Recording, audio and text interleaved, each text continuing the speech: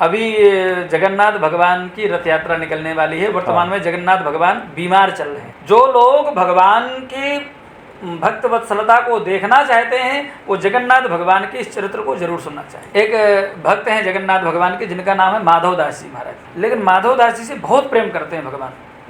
ये माधवदास जी महाराज का जब प्रारब्ध आया, बूढ़े हो गए, तो प्रारब्ध के अनुसार ये बीमार हो गए। इतने बीमार हुए कि महाराज बार बार दस्त लगी, इनको बार बार जाना पड़ता था। लेकिन प्रायः दस्त की व्यवस्था है कि महाराज 2-4 बार जाने के बाद व्यक्ति लस्त पड़ जाता है।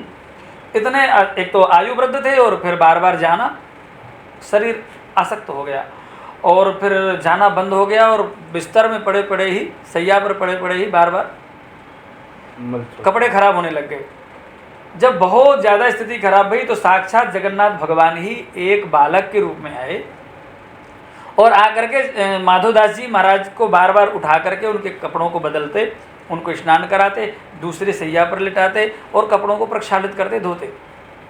अब विचार करने की बात है कि कितना घृणित कृत्य, माने साफ सफाई भगवान अपने भक्त की कर रहे हैं, प्रेमवश, भक्तिवश। ये भक्त वत्सलता भगवान की। और इतना ही नहीं, जब महाराज सेवा करते करते 2-4 दिन के बाद में उन्हें कुछ छेद आया माधवदास जी महाराज को। माधवदास जी ने विचार किया, मैंने कभी कोई शिष्य नहीं बनाया, मेरा कोई परिवार का व्यक्ति नहीं है, किसी संसारी व्यक्ति से मैं प्रेम स्नेह नहीं करता हूँ, आखिर ये कौन है जो मेरी इतनी घृणित सेवा कर रहा है। महाराज नेत्र खोल करके देखा तो एक छोटा सा बालक, बेटा तुम कौन हो? बोले बाबा मेरा नाम है गोपाल। गोपाल, कहाँ रहते हो? बोले बाबा यही मंदिर में रहूं। अच्छा, मैं तो रोज मंदिर जाता था। हाँ। आप वहां तो कभी दिखे नहीं। बोले बाबा तुम मोको भले ही देख नहीं पाए, लेकिन मैं तो रोज आपको ही देखता रहता था। जब आप मंदिर आते थे तो मैं निरंतर आपको ही देखता रहता था।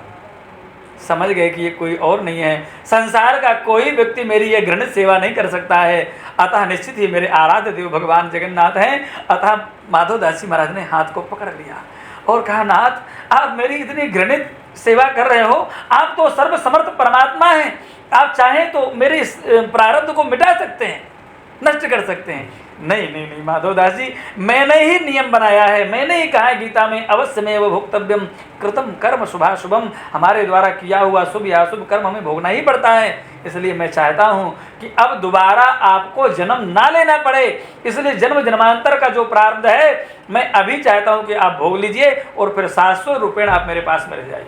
श्री माधवदास जी महाराज ने कहा, भगवान मेरी सामर्थ्य अब नहीं है कि मैं इसको भोग सकूँ, अतः आप कृपा करो, कैसे भी ये दुख को दूर करो।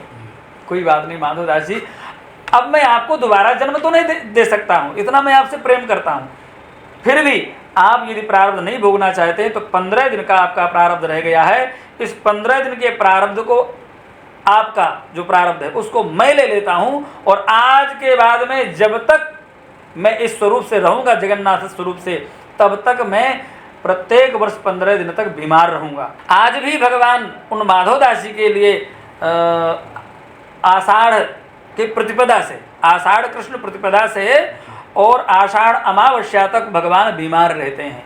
उनका पट बंद हो जाता है, पर्दा बंद हो जाते हैं, उन्हें औषधि उपचार आदि का भोग लगाया जाता है, बड़े बड़े वैद्य आते हैं, औषधि देते हैं, भगवान को भोग लगाया जाता है और फिर 15 दिन के बाद में संपूर्ण जगत को दर्शन देने के लिए भगवान की रथ यात्रा निकलती है।